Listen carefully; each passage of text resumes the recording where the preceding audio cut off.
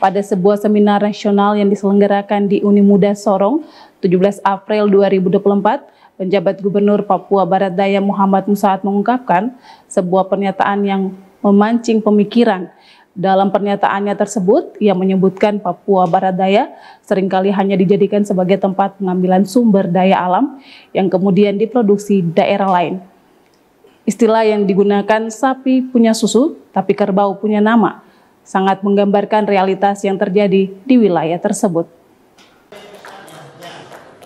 Papua Barat Daya dengan segala kekayaan alamnya yang melimpah, seringkali hanya dilihat sebagai sumber daya yang bisa dieksploitasi.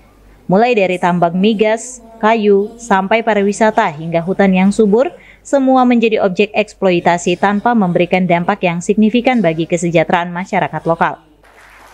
Hal itu dikatakan penjabat Gubernur Papua Barat Daya di hadapan 3 orang pembicara pada seminar nasional seperti Dr. Priyo Teguh, Profesor Dr. Johermansyah Johan, dan Profesor Dr. Mansur Ahmad.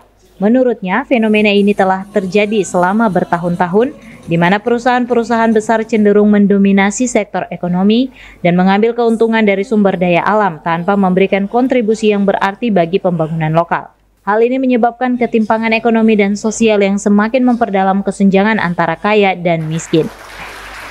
Tentu saja tantangan yang dihadapi Papua Barat Daya tidaklah mudah. Diperlukan langkah-langkah konkret untuk mengubah paradigma eksploitasi menjadi pemanfaatan yang berkelanjutan dan adil. Salah satu langkah yang bisa diambil adalah dengan meningkatkan peran serta masyarakat lokal dalam pengelolaan sumber daya alam dan pemanfaatannya. Selain itu, diperlukan juga upaya untuk diverifikasi ekonomi agar Papua Barat Daya tidak hanya bergantung pada sektor sumber daya alam. Pengembangan sektor pariwisata, pertanian, perikanan, dan industri kreatif dapat menjadi alternatif yang potensial untuk mengurangi ketergantungan pada sumber daya alam yang terbatas. Kita ini kan hanya daerah bukan produksi, kita sumber daya, sumber alamnya itu kita, tapi kita tidak produksi. Jadi kita ini tempat diambilnya sumber daya kita, tapi diproduksi di tempat lain.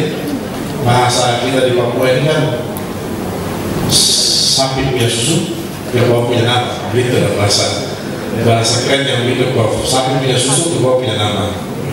Ya, jadi semua kita punya sumber ini di bawah, yang punya nama ya kan begitu ya.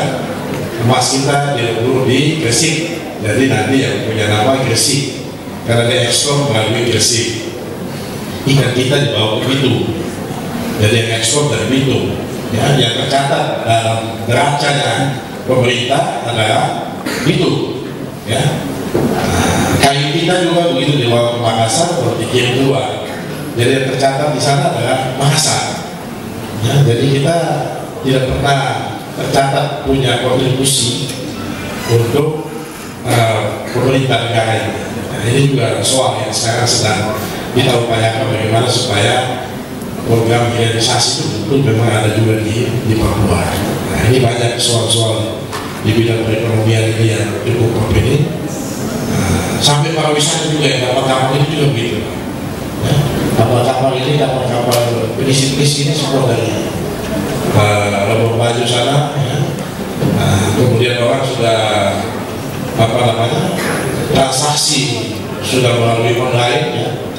Kemudian ownernya itu ada di Bali, ya. Ownernya ada di Labuan Bajo, ada juga owner yang di luar negeri sana. Ya. Jadi tidak ada juga yang tersisa di sini. Ya.